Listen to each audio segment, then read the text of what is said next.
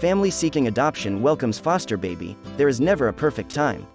But before we start, please take a moment to give this video a like, subscribe, and hit the bell so you'll never miss these great stories. John and I have been married for 9 years, and together we have 4 beautiful children. From a very young age, I knew I wanted to be a mother, but I always pictured becoming a mother through adoption. John has always been incredibly supportive. When we were dating, we had conversations about my heart for adoption.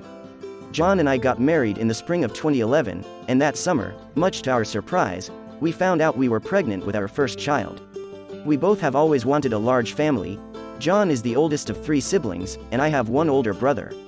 We never discussed specifically how many children we wanted, but John would often joke and say, "I want 12 kids."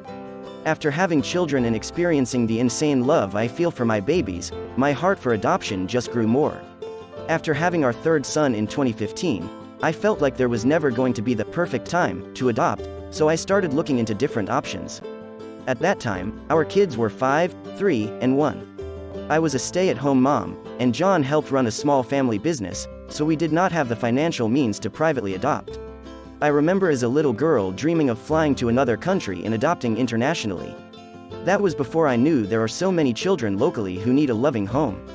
As I did research and talked to friends who had adopted through foster care or were a resource family, I immediately knew I wanted to get involved.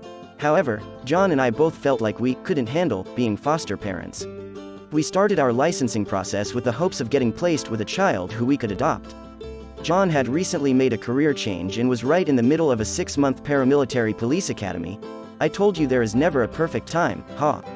Once we finished up our licensing process, we found out we were pregnant with our 4th child. We were, again, very surprised. We told our RFA worker we wanted to keep our licensing current, but receiving a placement would be on hold for a little while.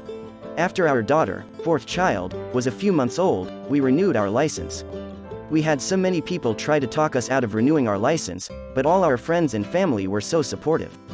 Through prayer and education, we felt like we were open to becoming foster parents.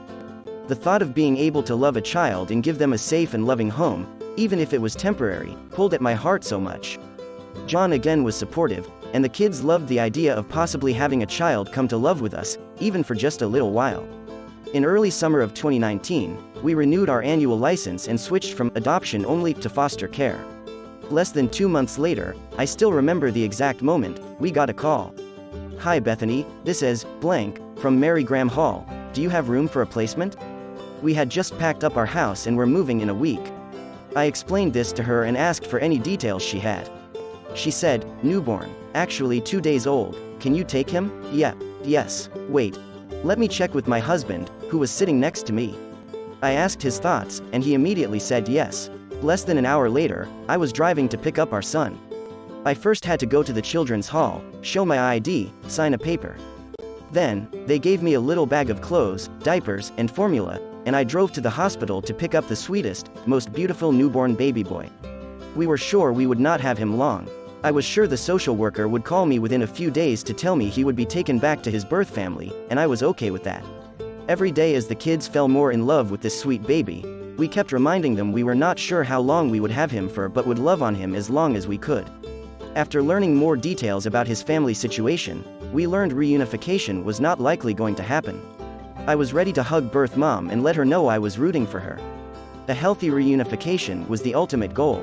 Unfortunately, in this case, that has not been possible, so we have moved to adoption and are 100% ready to give this sweet boy a loving forever home. Our sweet boy turns a year old this month. This last year has by far been the fastest year of my life. In our adoption process, we have experienced quite a few delays, and the adoption will likely not be final for another year, but in the meantime, we are loving on our little man and pushing for a relationship with his birth family. If you have ever considered becoming a resource family, foster parent, I can promise you it will not be easy, but it will absolutely be worth it. If you are feeling like I used to, like you couldn't handle it, I think that shows you would be great at it. Kids need attachment. They need to form bonds, and they need adults to come alongside them, even if it is for a short time. They need someone to show them stability and love. I am willing to risk a broken heart for that.